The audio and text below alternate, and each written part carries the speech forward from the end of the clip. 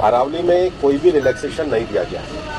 पहली बात, अरावली भारत के 4 राज्यों में है, दिल्ली, राजस्थान, हरियाणा और गुजरात। टोटल अरावली 39 डिस्ट्रिक्ट्स में है। अरावली की पिटीशन 1985 से चल रही है। इस पिटीशन में चलने के बाद अरावली में माइनिंग के स्ट्रिक्ट नियम होने चाहिए, इसके हम भी पूरी तरीके से समर्थन करते हैं। सुप्रीम कोर्ट ने चारों राज्यों को कहा कि अरावली की सेम डेफिनेशन होनी चाहिए। सेम डेफिनेशन में 100 मीटर को, जो कि 1968 का जो जियोलॉजी का स्टडी है रिचर्ड मॉर्फी, उसके कारण है। कुछ यूट्यूब चैनल ने और कुछ लोगों ने एक कंफ्यूजन खड़ा कर दिया कि 100 मीटर का अर्थ होगा टॉप के 100 मीटर। ऐसा नहीं है। उसका जो बेस स्ट्रक्चर है, जो पर्वत का बेस स्ट्रक्चर है, अगर वो जमीन के अंदर भी 20 मीटर है, वहां से लेकर 100 मीटर तक प्रोटेक्शन है। तो जो 100 मीटर का प्रोटेक्शन है, जो लोगों ने कंफ्यूजन करा है कि मतलब ऊपर का 100 मीटर है, नीचे खुदाई कर सकेंगे, वो नहीं। मैं आपको फिर क्लियर कर रहा हूं। 100 मीटर का अर्थ है टॉप 100 मीटर से बॉटम के अंदर तक जो उसका पूरा फैलाव है। पहाड़ी तो ऐसे होती है, तो उसका बॉटम तो बड़ा होता है, जहां तक उसका बॉटम जाएगा वहां से लेकर 100 मीटर तक प्रोटेक्शन है। और अगर एक पहाड़ी और दूसरी पहाड़ी के बीच में 500 मीटर का ही गैप है, तो वो जमीन भी अरावली रेंज मानी जाएगी। इस डेफिनेशन के आने के बाद 90% से ज्यादा एरिया प्रोटेक्टेड एरिया में आ गया। 90% से ज्यादा। मेरा ये स्टेटमेंट लिख लीजिए, टोटल अरावली का एरिया 1,47,000 स्क्वायर किलोमीटर है। इसके बाद केवल अभी की जो मेरे पास 39 डिस्ट्रिक्ट है, केवल 217 किलोमीटर, मतलब 2% में ही माइनिंग हो सकती है। माता बहने, मैं एक छोटी सी बात पूछना चाहता हूँ कि राजनीतिक भाषण दूं कि सच कहूं? बुरा मत मानना फिर। ना ना ना, सच सुनने की क्षमता होनी चाहिए, सच बोलने की भी क्षमता होनी चाहिए। आपका ये मेरे ख्याल इन्होंने बताया अभी 18 एकड़ जमीन करीब बता रहे हैं, 18-20 एकड़ जमीन। ये शुरुआत हुई थी अनंतपुर साहब के यहाँ, और उसका रिजल्ट, अरावली पहाड़ का रिजल्ट आपने सुप्रीम कोर्ट में सुन लिया होगा सबने। वो शुरुआत थी एक। मैं वहां भी कहा, आज फिर कह रहा हूं, ये जो बिल्डिंग बन रही है ना सारी आपके सामने, ये कानूनन इनलीगल है। अब उसमें इंटरेस्ट मैं इसीलिए पूछा पहले कि सच कहूं क्या भाषण दूं। ये इनलीगल है सारी।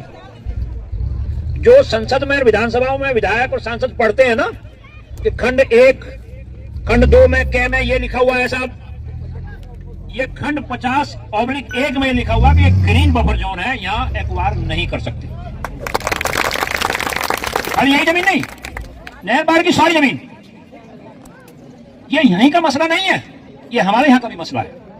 नोएडा का भी है, गुड़गांव का भी है, फरीदाबाद का भी। आपके 12-13-14 जिले आते हैं हरियाणा में, एनसीआर में। अभी कल मैं नरेश टिकैत की वीडियो सुन रहा था मुजफ्फरनगर वालों की। दिल्ली का कूड़ा मुजफ्फरनगर में जाकर चलता है, तो करेयाल भाई बदबू आती है। तो एक प्रेस वाले पूछा साहब आपका ही मुजफ्फरनगर एनसीआर में आता है? उन्हें पता ही नहीं है। एनसीआर एक ऐसा कानून बना था डेवलपमेंट का, ये 1985 में बना था। उससे पहले 3-4 कमेटी बनाई गई थी भारत सरकार के द्वारा, जिससे कि दिल्ली के आसपास भीड़ ना बढ़े, श्रम ना हो, क्योस ना हो। लेकिन जब कानून इंप्लीमेंट नहीं हो पाया, मतलब कोई कमेटी इंप्लीमेंट नहीं कर पाई, तो 85 में कानून बना था। और कानून बना कैसे था? राजस्थान, हरियाणा और उत्तर प्रदेश, जब बंपर मेजॉरिटी थी कांग्रेस की, तीनों असेंबलियों से यूनानिमस एक कानून पास हुआ और एरिया तय किया गया कि ये एरिया एनसीआर का, राष्ट्रीय राजधानी क्षेत्र जो बड़ा बनाया गया, कि इसमें कानून, इसमें डेवलपमेंट हम कैसे करें वो भारत सरकार बताएगी। वो भारत सरकार बताएगी। भारत सरकार ने संसद से एक कानून बनाया, क्योंकि लैंड सब्जेक्ट एक स्टेट का होता है। आप सब समझदार हैं, पढ़े लिखे हैं। सेक्शन 249, दूसरा पेज खोलो इसका, 249 और 250 में भारत सरकार इंटरफेयर नहीं कर सकती। तो सेक्शन 252/1 में यह अमेंडमेंट किया गया संविधान में कि इस एरिया में जो डेवलपमेंट होगा वो भारत सरकार के कानून, जो रेजुलेशन असेंबलियों से पास होकर आया, उसके हिसाब से बनाया, अमेंडमेंट करके। उसके हिसाब से 85 बना NCR act, national capital reason act. उस एक्ट के तहत एक बोर्ड का गठन हुआ। अब यहां समझने की चीजें अगर आप समझना चाहो तो भैया देखो, उस बोर्ड में भारत सरकार के शहरी विकास मंत्री उस बोर्ड के चेयरमैन है, पढ़ने में समझ गया। शहरी विकास मंत्री इस बोर्ड के चेयरमैन है, और 6-7 पोर्टफोलियो हैं, transport ministry, telecom communication, railway, ये सब उसमें भारत सरकार में मेंबर है। और हर स्टेट का, तीनों स्टेटों का चीफ मिनिस्टर, हरियाणा, राजस्थान और यूपी और दिल्ली। दिल्ली में पहले असेंबली नहीं थी उस टाइम, बाद में असेंबली बनी है, बाद में असेंबली बनी है।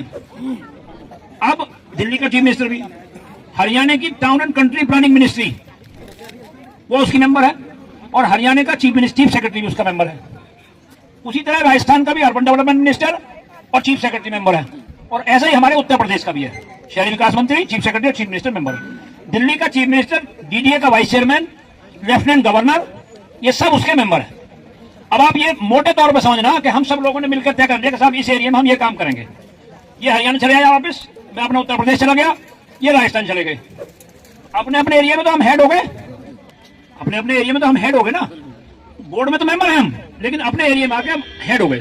तो हमें उस जो बोर्ड में तय हुआ है उससे बाहर नहीं जा सकते कानून।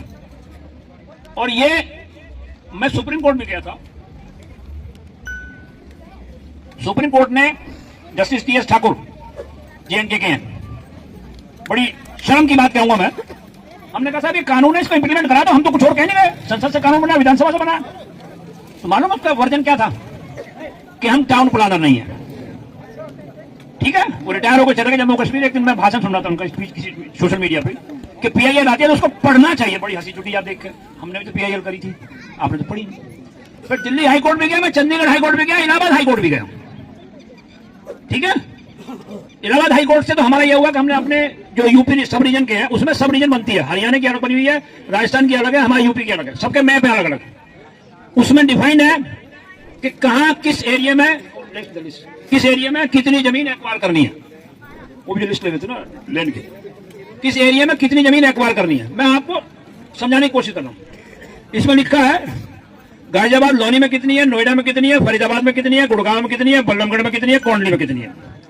और आगे लिखा हुआ है हमारे यूपी का एरिया में मेरठ, हापुड़, बुलंदशहर, खुर्जा, पानीपत, रोहतक, पलवल, रेवाड़ी, धारूहेड़ा, भिवाड़ी, अलवर के कितनी कितनी जमीन ले चुके हैं और कितनी जमीन लेनी है। बस उदाहरण के तौर पे ये जितना आपका टोटल नहर पार का एरिया, ये ग्रीन बफर जोन है, उसका मैप भी है, भारत सरकार का, मेरा नहीं है कोई, इसमें कोई कागज मेरा नहीं है। कभी आप सोचोगे मैंने बनाया है कहीं, ये मैं कह रहा हूं, ये 2001 का मैप बनाया, देख लो, भारत सरकार का, ये मेरा नहीं है, भारत सरकार का मैप है। अब इसमें जो ग्रीन बफर जोन है, आपने देखा होगा, हरा दिख रहा होगा आपको सबको, इन्होंने वही काम हेरा फेरी करी है। ये 2021 का मैप बनाया, एक ग्रीन में लाल झुका दिया, समझ रहे ना, और ग्रीन में लाल कर दिया। उसका एक उदाहरण मैं बताया था मोटे तौर पे, क्योंकि जो आम आदमी समझ सकता है। जैसे किसी अथॉरिटी से आप प्लॉट लेते हैं, 100 गज का, 500 गज का, 1000 गज का, नक्शा पास अथॉरिटी करती है ना, जिला प्रशासन करेगा या जो लोकल अथॉरिटी होगी वो करेगी। उसमें तय होगा कि आप इतने एरिया में बनाओगे, इतना आगे छोड़ोगे, इतना पीछे छोड़ोगे, इतना सेटबैक छोड़ोगे, सब तय होता है।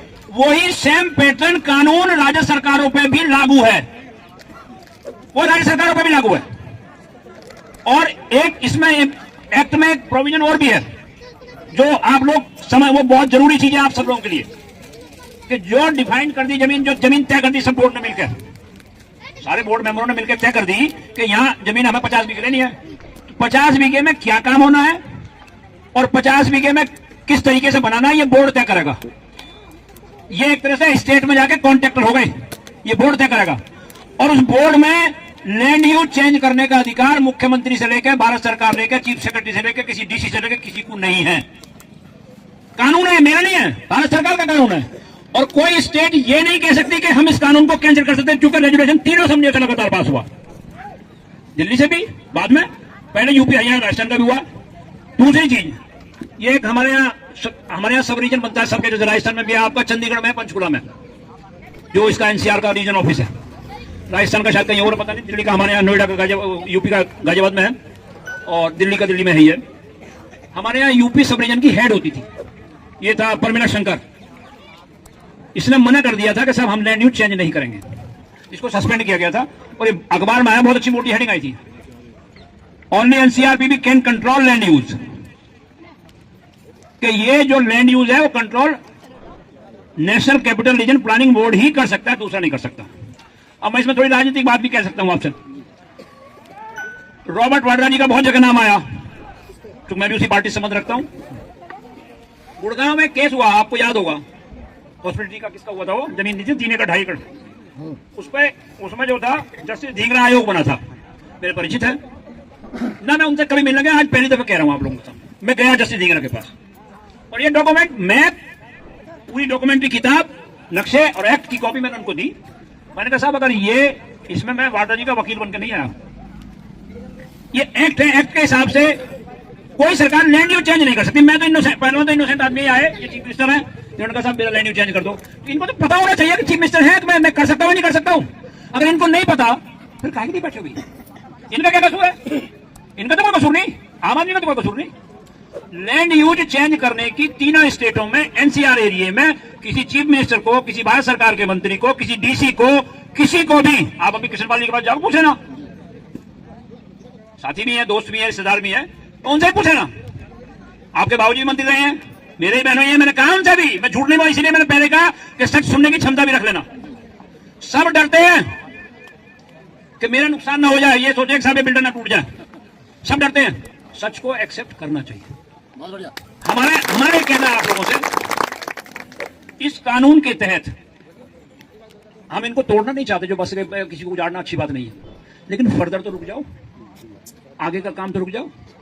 एक और मोटी भाषा में आपको समझा देता हूं, मैंने 10 से 12 साल पहले कहा था सिविल वार होगी, क्यों होगा।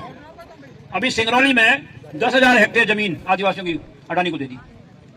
आपको याद हो, आपने मोदी जी, मैं राजनीतिक विरोध की वजह से नहीं कह रहा हूं, मोदी जी ने भाषण दिया था कि साहब मैं तो रेलवे में नौकरी करी है, मेरे पे आरोप लगा रेलवे बेच देंगे, बेच दी ना रेलवे, अडानी को लिखी ही नहीं है, लिखी है ना, डिब्बों में लिखी है अडानी रेलवे। 3 कानून आए थे, कृषि कानून, जनता ने विरोध किया, वो वापस लेने पड़े, लेकिन इसकी शुरुआत कहां से हुई?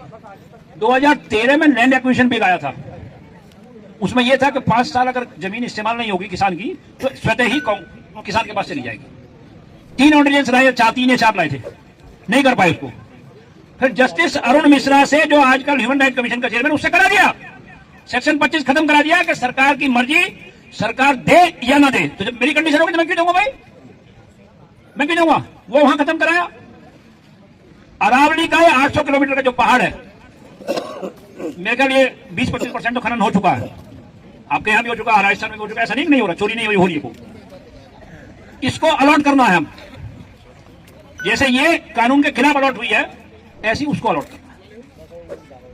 बिहार में 1 रुपए में 10,000 हेक्टेयर जमीन दे दी, झारखंड में दे दी, उत्तरांचल में मुरली मनोहर जोशी इन्हीं के नेता हैं, वो रोकने गए थे, पेड़ काट रहे हैं वहां भी। तो डेवलपमेंट की परिभाषा कंक्रीट से नहीं नाप सकते। 50 गज वाले को भी ऑक्सीजन चाहिए और 5,000 गज वाले को भी ऑक्सीजन चाहिए सांस में लेने के। अगर ये सोचेंगे साहब 50 गज वाले का टूटना मेरी क्षेत्र पे क्या फर्क लग रहा, फर्क आपको उसको भी लगेगा। इसलिए अपने नेताओं से पूछो और अपने डीसी से पूछो, भैया एनसीआर एक्ट एक्सप्लेन कर दे तू हमें। अगर एनसीआर एक्ट एक्सप्लेन कर दे, हम मान जाए। मैं गारंटी के साथ कहता हूं, मैं तुम मना कर दूं, भैया चलो छोड़ो, अपने घर पर चले जाओ। लेकिन डीसी अगर एनसीआर एक्ट एक्सप्लेन कर दे कि वो लीगल है, एक्वायर करके लीगल एक्वायर करिए तुमने, तो बता दो हमें कानून है कि नहीं है। दिल्ली हाई कोर्ट का ऑर्डर है मेरा, उसमें साफ लिखा है कि या तो भारत सरकार इस बोर्ड को भंग करके कानून को इंप्लीमेंट कराए या बोर्ड के द्वारा कराए। इट मींस कानून एग्जिस्ट करता है आज भी, इस कानून को कोई खत्म नहीं किया किसी ने भी। इस कानून को लेकर आप डीसी से बात कर सकते हो, आप अपने मंत्रियों से बात कर सकते हो, आप अपने विधायकों से बात कर सकते हो, आप पूर्व विधायकों से, नेताओं से बात कर सकते हो, भैया इसको आर्गुमेंट करो। ये लीगल प्रोसेस यही है। मेरा आप सब लोगों से हाथ जोड़ के निवेदन है, खासकर नौजवान पीढ़ी से खड़े हैं सब, रील देखने के बजाय गूगल पर सर्च कर लो। हर खबर पाइए सीधा अपने मोबाइल पर।